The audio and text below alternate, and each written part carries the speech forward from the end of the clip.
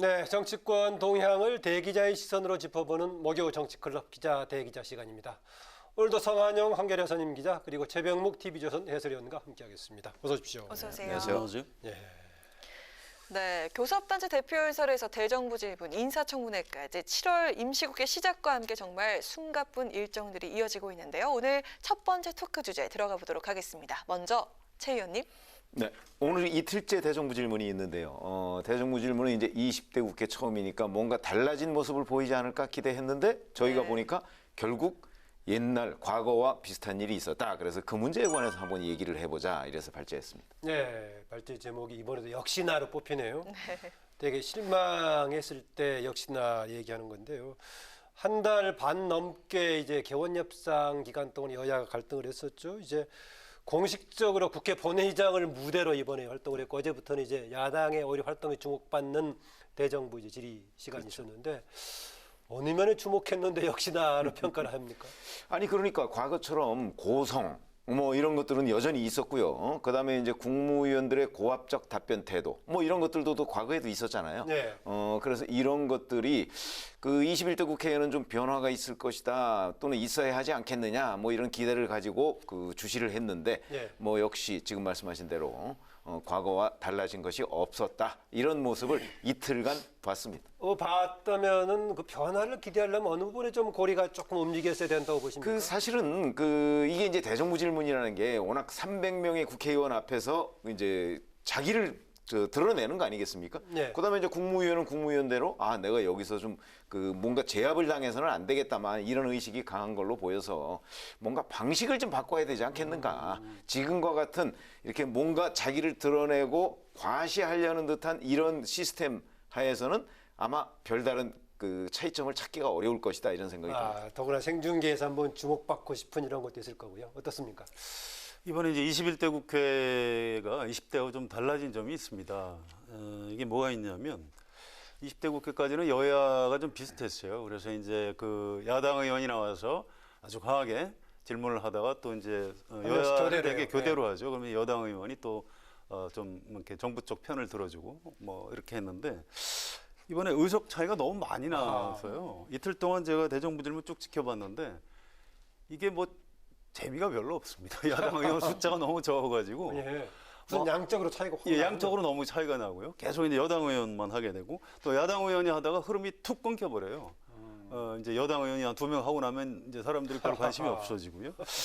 거기다가 이제 이 좀 맥이 빠진다고 그럴까요? 이런 현상 같은 것이 좀 두드러지고요. 거꾸로 그러다 보니까 야당 의원이 나와가지고 또 좀 약간 오바를 하시는 분들이 있습니다. 그래서 막 이제 갑자기 소리를 지른다든가, 그러니까 이제 그 여기 수동관이라고 이제 기자실 기자들이 이렇게 이제 그걸 받아치거나 이렇게 보다가 갑자기 누가 소리를 막 버럭 지르면 이제 깜짝 놀라서 예.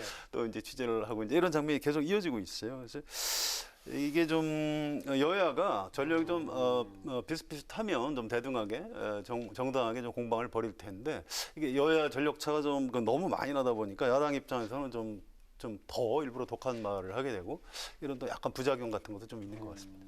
거대 압도적인 여당이 갖고 있는 여대 야소 구조가 오히려 한계를 좀 보여주고 있는 그런 특징도 있군요. 예. 네, 어제는 박원순 전 서울시장의 성추행 의혹과 추미애 장관을 향한 야권의 공세가 두드러졌고요. 또 오늘은 부동산 문제를 놓고 공방이 오갔는데 내용에서는 여야가 제대로 짚었다고 보십니까? 예, 뭐 특별히 의미 있는 내용은 없었어요. 다만 이제 정부 입장에서 사과를 처음으로 이제 공식적으로 한 셈입니다. 의원들이 이제 질의를 하니까 정세균 총리가 부동산 문제에 대해서 국민께 걱정을 끼쳤다. 정부를 대표하는 국무총리로서 송구스럽다. 이렇게 정색을 하고 사과했고요. 김현미 장관도 그 전에 그렇게 뭐 사과를 한 기억이 잘 나지 않는데 국회에서 머리를 숙였습니다. 그랬어요? 예, 그렇습니다. 집값이 올라서 젊은 세대 또 시장의 많은 분들이 그 걱정하시는 것에 대해서 죄송스럽게 생각한다. 이렇게 사과를 했고요. 여야 의원들이 다 사과를 요구했고 정부 쪽에서 사과를 했습니다.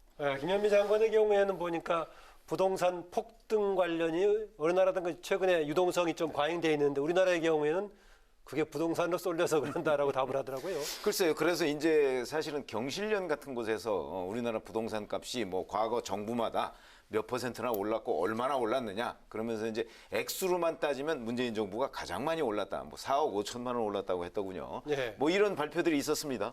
그럼에도 불구하고 김현미 장관은 오늘 뭐 뉴스 보니까 11% 정도밖에 안 오르고 나머지는 이제 유동성 과잉에 의한 뭐 네. 부동산 가격 상승이다 뭐 이렇게 얘기를 했던데 제가 보건대는 이제 뭐라고 김현미 국토부 장관이 설명을 하든 간에 이미 부동산 민심은 그 정부의 부동산 정책에 대해서 전 등을 돌린 것으로 보거든요. 네. 그건 뭐 각종 여론조사에서도 다 나오지 않습니까? 그러면 그 국토부에서 특히 정부에서는 이 문제에 관해서만은 네. 조금 더 좀 겸허한 자세로 답변을 해야 되는 것 아닌가? 자꾸 뭐 남 탓하고 이럴 때가 아니지 않는가 이런 생각이 듭니다. 네, 정세균 국무총리가 이번에 그 대정부 질문의 첫 데뷔전이었습니다. 이전에 바로 취임하자마자 두 번의 기회가 있었습니다만 코로나로 한 번은 취소가 됐고 한 번은 또 대구에서 총지휘를 하느라고 참석 못했는데 총리로 임명되는 과정 속에서 국회의장을 했던 사람이 총리로 갔을 때 어떻게 될 것인가 조금 문제가 있지 않냐 이런 지적이 있었는데 이번에 어땠습니까? 이낙연 전 총리의 경우는 총리 역할하는 과정 속에서 불상이 돼서 지금 대권 주자 1위를 달리고 있는데 이번에 어땠습니까? 데뷔전. 글쎄, 근데 이제 이낙연 전 총리와 정세균 총리는 스타일상의 차이가 있죠. 이낙연 전 총리 같은 경우는 좀 이제 대정부 질문 과정이나 이런 데서 보면 적어도 자기 입장은 좀 분명히 해야 되겠다는 그런 그 자세를 가지고 있었고 정세균 총리는 그거보다는 약간 원래 스마일 이미지가 있는 분 아닙니까? 그러다 보니까 좀 부드럽게 넘어가고 뭔가 논리로서 그냥 하겠다. 뭐 이렇게 그러니까 아마 사이다 뭐 이런 걸 기대했던 그런 시청자들의 그 일반적인 정서나 시각하고는 조금 거리가 있었던 것으로 저는 스타일의 차이로 봅니다. 네, 거기다가 또 아까 혹시 우리 성한영 기자가 얘기했던 압도적인 거여 구조가 가지고 있는 지원 분위기도 좀 있지 않을까요? 근데 이제 그게 뭐 본인이 지금 몰리는 상황은 아니지 않습니까? 예. 물론 현안이 이제 박원순 전 서울시장 문제나 부동산 문제가 뭐 정부한테 그렇게 좋은 이슈는 아닌데 그럼에도 불구하고 뭐 거기에서 이 야권의 공세가 뭐 어찌 보면 이제 2대1 게임이 되는 거죠. 뭐 여당 2명이면 야당 1명 정도니까 아마 그런 것도 좀 마음의 위안은 되지 않았을까 싶은 생각은 드네요. 국회의장에 있었던 분이 이제 국무총리를 하는 게 적절하냐 이런 논란이 있었고요. 그랬죠. 본인도 이제 예. 그 부분에 대해서 좀 사과와 비슷하게 했습니다. 총리 되실 때부터. 근데 막상 국무총리를 하는데 이분이 참 노련한 정치인이구나. 이틀 동안 이렇게 느꼈어요. 그러니까 이낙연 전 총리하고 좀 많이 다른데요. 이낙연 전 총리를 뭐 사이다 총리다. 그러니까 야당 의원이 공격을 해도 아주 기동력 있게 반박을 하고 재치 있게 넘어가고. 그런데 정세균 총리는 그런 건 없는데요. 스펀지 총리 같아요. 그러니까 상대가 뭐라고 공격을 해도 일단 푹 받아주고 그다음에 좀 애둘러서 표현하고. 근데 그 나름대로 그 대단한 그 장점이 있는 것 같습니다. 사실은 이낙연 전 총리가 사이다 총리만은 였지만 야당 의원들 중에 굉장히 좀 독한 분들한테는 약간 좀 당황하고 이런 게 있었어요. 전희경 의원, 20대 국회의원 했던 그분이 굉장히 좀 매섭게 추궁하는 분인데 이낙연 당시 총리가 이 전희경 의원만 나오면 약간 좀 쩔쩔매는. 그랬어요? 예, 본인도 그렇게 이제 인정을 하셨는데 정세균 총리 같은 분은 아마 전희경 의원 이상 좀 강한 분이 나와도 아마 잘 흔들리지 않을 겁니다. 그래서 이게 참 그 스타일이 다른데 이 정세균 총리 본인도 본인의 그런 스타일에 대해서 내가 참 약간 답답하기도 하다 이런 표현을 한 적이 있어요. 무슨 얘기냐면 공무원들을 국무총리가 이제 질책을 하는데 이낙연 총리는 굉장히 무서운 국무총리입니다. 그런데 정세균 총리는 나도 이낙연 총리처럼 좀 야단 좀 쳐야 되겠다라고 질책을 했는데 받아들이는 공무원들이 격려로 받아들인다고 그래요. 그래서 이 두 정치인이 국무총리를 하면서도 참 이렇게 다르구나 이런 것들을 좀 느끼고 있습니다. 사실 과거에 이용구 전 총리한테 제가 사적으로 좀 들은 얘기인데 네. 이제 국회에 나와서 답변을 어떻게 할 것인가는 굉장히 많이 연구를 합니다. 원래 국무위원들이나 총리가. 근데 그 이용구 전 총리 같은 경우는 그렇게 얘기를 하시더라고요. 뭐 와서 받아치는 것보다 받아치면 시간이 길어진답니다. 국회에 있어야 되는 시간이. 예. 그러지 말고 적당하게 지금 정세균 총리식으로 적당하게 야당의 공세를 오히려 받아치는 게 아니고 받아주면 그렇게 되면 오히려 시간도 단축되고 훨씬 더 수월하게 국무위원 생활을 할 수 있다. 뭐 이런 얘기를 하는 거를 제가 들은 적이 있거든요. 예. 그런 점에서 본다면 아마 국무위원이나 총리로서의 전략의 차이가 아닌가. 이 이낙연 전 총리와 정세균 총리가 어떻습니까? 우리나라 이렇게 판단을 대통령 합니다. 중심제 체제에서 그런 스타일의 총리 역할 괜찮던 한 전형이라고 보십니까? 저는 오히려 그러니까 받아치는 것보다는 그러니까 정세균 총리 스타일. 그러니까 와서 야당의 공세를 야당도 또 야당의 그 역할이 있지 않습니까? 받아치는 전형이 이해찬 전 이해찬 총리 전 총리 같은 경우는 예. 사실 뭐 오히려 맞고함을 지르고 뭐 그런 네. 것도 기억이 나는데 그거보다는 저는 그 약간 야당의 공세를 적정한 정도에서 받아주고 그것을 정무적으로 처리하는 게 훨씬 나은 것 아닌가. 네, 제 개인적으로 그런 생각입니다. 예, 화가 난 국민들 입장에서 이렇게 보면 정부에서 뭘 잘못했는데 총리가 막 이렇게 맞고함 치는 거 별로 보고 싶지 않거든요. 그래서 네. 국무총리의 역할이 또 그런 그 분노한 국민들한테 좀 비판을 받아주고 욕을 먹어주는 역할이 있습니다. 그래서 정세균 총리가 이제 그런 역할을 굉장히 좀 적절한 역할을 하고 계신 것 같습니다. 네, 성한영 기자 아까 최병무 그 의원이 대정부 질문 방식 자체를 한번 근본적으로 검토할 필요가 있지 않냐라고 했었는데 그거 어떻게 보십니까? 이게 이제 경로 의존성이 있어서 쉽지는 않아요. 근데 과거에 몇십 년 전에 우리나라 대정부 질문은 명연설문이 많았습니다. 이게 어떤 의미냐면 처음부터 끝까지 한꺼번에 한 20분 정도 연설하듯이 대정부 질문 자기 하고 싶은 말. 예. 그렇습니다. 예. 끝. 그다음에 정부 쪽에서 일괄 답변을 합니다.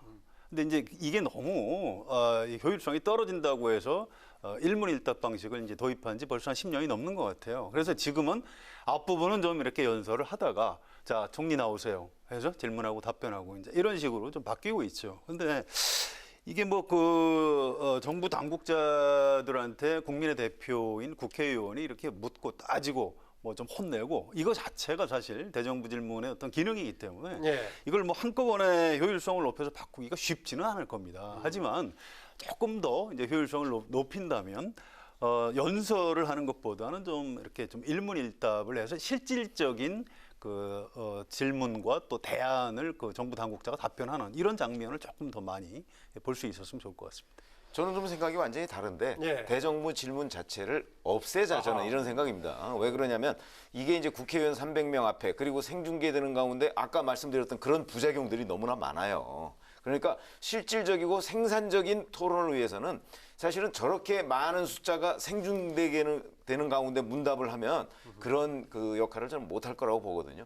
그러니까 그런 대부분은 사실은 상임위원회에서 다 가능합니다. 그러니까 상임위원회의 역할로 넘기고 대정부 질문은 없애는 방향으로 나가는 것이 맞다.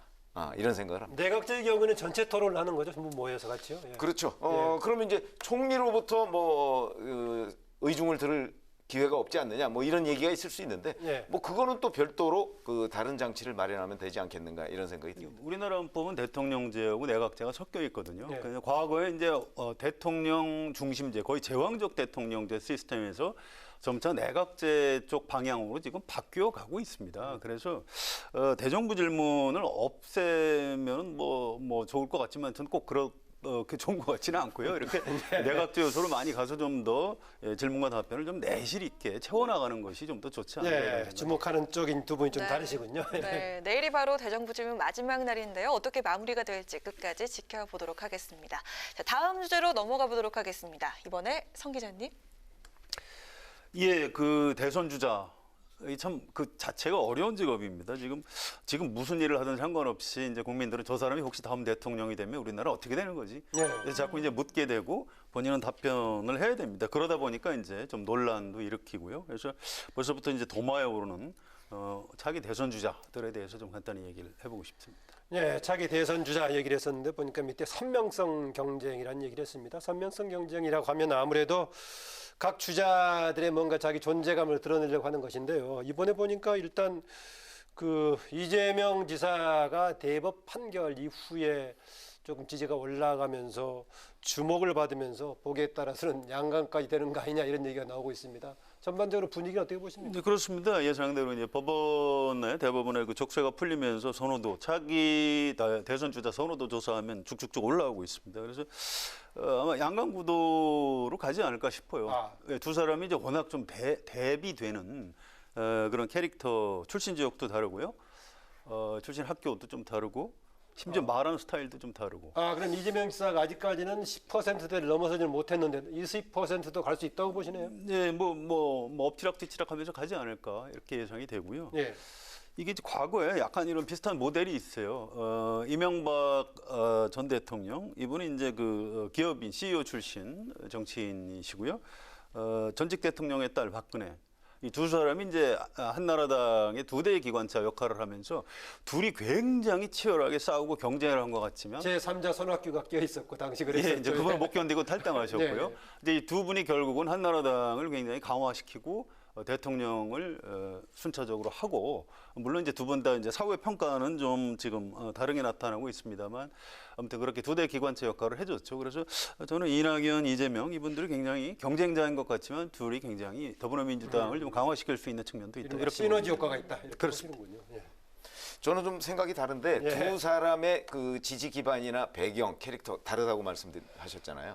바로 그 일 때문에 이 두 사람 간에 겹치는 부분이 그렇게 많지가 않아요. 그래서 저는 시너지 효과가 별로 없을 것이고 오히려 지금 이제 이낙연 의원 같은 경우는 정체 상태, 횡보 상태를 보이고 있고, 그다음에 이재명 경기도지사의 경우는 지금 급상승세를 보였던 거 아닙니까? 물론 이제 그 서울시장, 부산시장 이 무공천 말 바꾸기 뭐 이 문제가 이제 약간 추춤거리는 그런 모양새를 가져오긴 할 거예요. 네. 그러나 이게 제가 보기에 대세를 흔드는 역할은 하지 못할 것이다 이렇게 보거든요. 네. 그렇다면 아마 이재명 지사의 대세 상승 이런 분위기는 당분간 계속될 것이고, 그런데 그것이 그렇게 되면서 저는 이낙연 의원을 추월할 가능성이 매우 높다. 가까운 시일 내에 이런 생각을 하거든요. 그러니까 둘이 보완 관계면, 그렇다면 이 두 사람의 지지율이 덩달아서 올라가서 양강 구도를 형성하고 뭐 예를 들어서 미래통합당 계열의 후보들은 그거보다 훨씬 처지는 상황이 될 텐데, 그것보다는 아마 한 사람을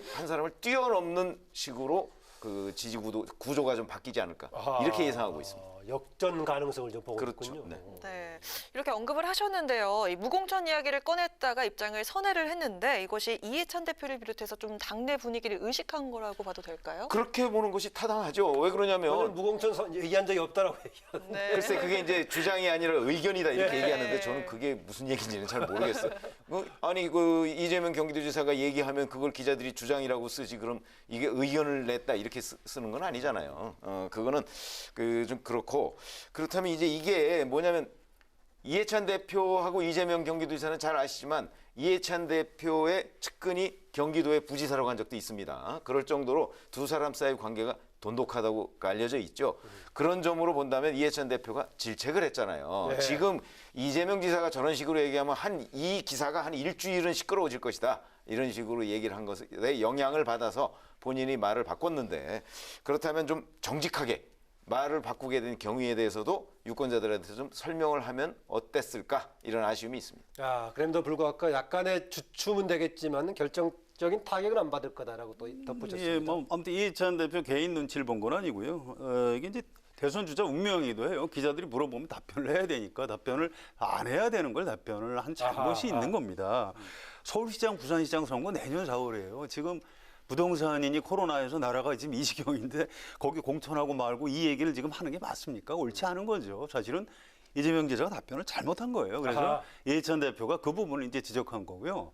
기자들이 물어본 취지는 사실은 공천 여부라기보다 더불어민주당의 차기 대선 주자로서 권력형 성추행 사건 의혹 이런 거에 대해서 얼마나 당신이 좀 엄중하게 생각하고 있느냐 이런 부분을 이제 물은 건데, 답변이 공천하는 것 자체가 뭐 옳다 아니다 이제 이런 것처럼 이렇게 좀 약간 꺾여서 보도가 되면서 굉장히 좀 이재명 지사가 난처하게 됐고요. 야당은 이제 원희룡 제주지사, 이분이 이제 잠재적인 경쟁자죠. 네. 아주 매섭게 이제 이재명 지사를 지책을 하고 네, 이런 장면이 나타나는 것 같습니다. 지금 얘기한 그 야권 내의 이제 잠재적인 대권 주자 관련해서 얘기를 해보겠습니다.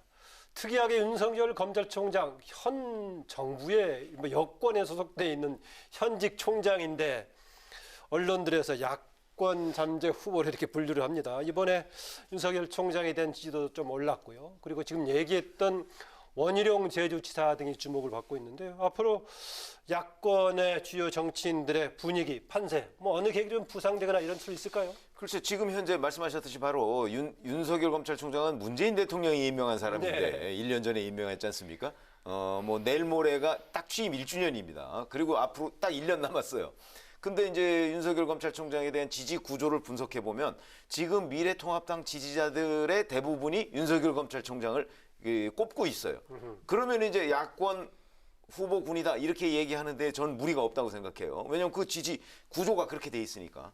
근데 윤석열 검찰총장만 이제 지난주에 여론조사 결과를 보면 뭐 10%를 넘는 것으로 돼 있고 네. 점점 오르고 있죠. 네. 반면에 이제 아까 얘기한 뭐 원희룡 제주지사나 뭐 이런 분들은 대략 5% 미만이에요. 그런 점으로 보면 이런 구조가 당분간 뭐 특별한 이슈가 없을 텐데 그런데 이런 구조가 쉽게 바뀔 수 있을까? 저는 바뀔 수 없을 거라고 봅니다. 그래서 아마 상당 기간 상당 기간 오히려 그렇게 가면은 마지막까지 윤석열 총장이 후보가 되지 않는다면 오히려 통합당의 세력들의 부상을 가로막는 그런 역할이 될 수도 그런 있겠네요. 역할이 될 수도 있죠. 만약에 윤석열 검찰총장이 정말 나는 권력 의지가 없다. 그래서 나는 뭐 야권 아니라 뭐 누가 뭐라고 해도 정치는 안 한다. 이렇게 한다고 한다면 예. 그러면 지금 말씀하신 대로 그 다양한 그 지금 미래통합당의 후보군들의 성장을 가로막는 뭐 예. 그런 그 본의 아닌 결과를 초래할 수도 있다. 이렇게 봅니다.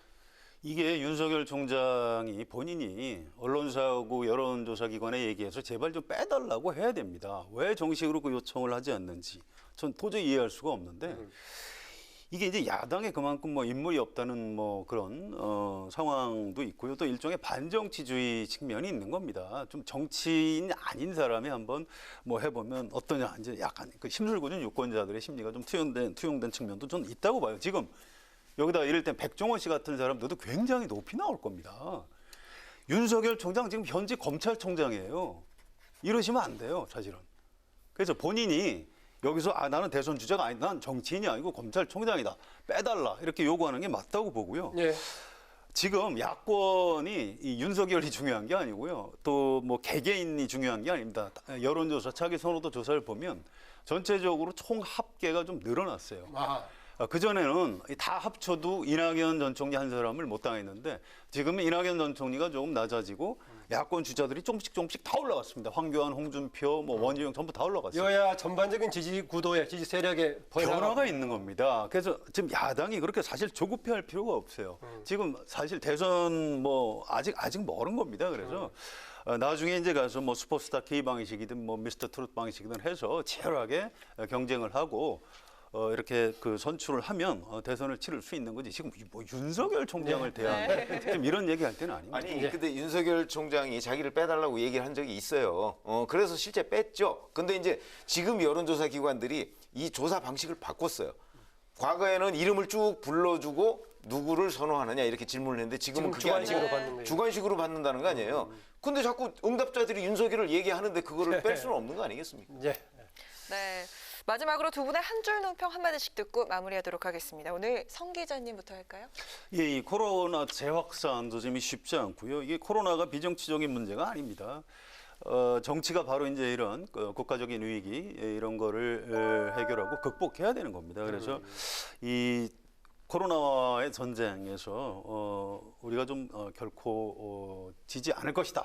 우리 이제 파이팅하자. 이제 이런 생각에서 논평을 준비했습니다. 정치권 싸움에 주목하는 얘기였었지만 핵심은 오히려 지금 코로나와의 전쟁에서 우리가 지지 않아야 된다는 걸 강조해 주셨습니다. 네, 최 의원님. 조금 전에 이낙연 의원과 이재명 경기도지사의 경쟁 이 부분에 네. 관해서 말씀을 드렸는데 사실은 상당수의 사람들은 이 두 사람 말고 혹시 친문 후보가 나오는 것 아니냐 이런 관심이 굉장히 많거든요. 그게 이제 우리가 얘기하는 미음자 잠룡. 잠룡이 과연 누구냐? 그래서 이제 그거에 관심을 갖는 그 얘기를 저는 주변에서 워낙 많이 들었기 때문에 네. 오늘 한 줄 평은 자, 이 두 분보다 여권 잠룡설이 오히려 관심이다. 요 말씀을 드리려고 합니다. 네, 다음 주에 잠룡설에 관해서 좀 풀어주시죠 이제. 네, 알겠습니다. 오늘 여기서 마치겠습니다. 두 분 수고하셨습니다. 고맙습니다. 네, 목요정치클럽 기자 대기자 지금까지 최병묵 TV조선 해설위원 성한용 한겨레 선임 기자와 함께했습니다.